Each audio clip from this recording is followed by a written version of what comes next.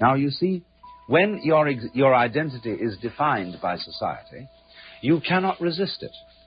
You don't have the knowledge, you don't have the wisdom, you don't have the resources to understand that something's being put over on you. You cannot but help believe the definition of you as a free agent. But you believe yourself to be a free agent as a result of not being free. That is to say, of being hopelessly unable to resist society's identification of you. There's a reason education sucks, and it's the same reason that it will never, ever, ever be fixed. It's never going to get any better. Don't look for it. Be happy with what you got.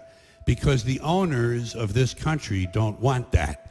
I'm talking about the real owners now. The real owners, the big wealthy business interests that control things and make all the important decisions. Forget the politicians. The politicians are put there to give you the idea that you have freedom of choice. You don't. You have no choice. You have owners. They own you. They own everything. They own all the important land. They own and control the corporations. They've long since bought and paid for the Senate, the Congress, the state houses, the city halls. They got the judges in their back pockets. And they own all the big media companies, so they control just about all of the news and information you get to hear. They got you by the balls.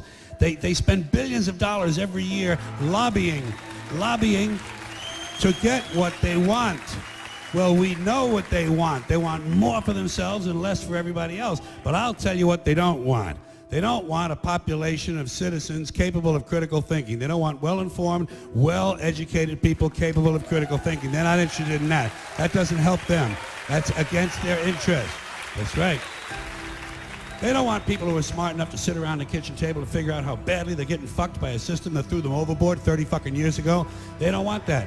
You know what they want? They want obedient workers. Obedient workers. People who are just smart enough to run the machines and do the paperwork and just dumb enough to passively accept all these increasingly shittier jobs with the lower pay, the longer hours, the reduced benefits, the end of overtime, and the vanishing pension that disappears the minute you go to collect it. And now they're coming for your Social Security money. They want your fucking retirement money. They want it back so they can give it to their criminal friends on Wall Street. And you know something? They'll get it. They'll get it all from you sooner or later because they own this fucking place. It's a big club, and you ain't in it.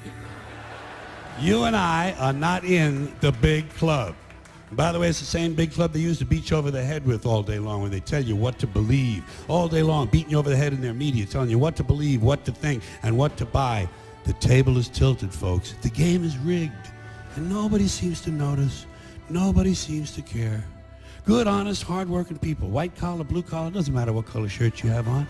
Good, honest, hard-working people continue. These are people of modest means. Continue to elect these rich cocksuckers who don't give a fuck about them.